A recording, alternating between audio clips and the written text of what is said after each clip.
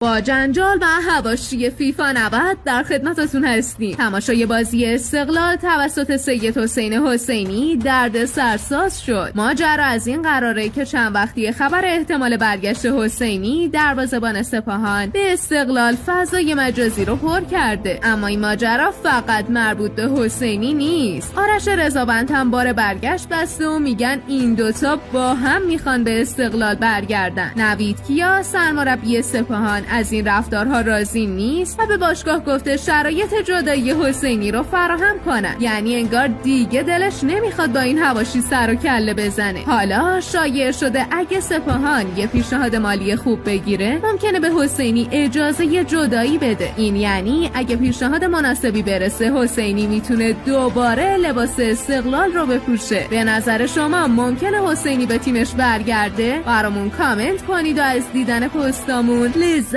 ببرید.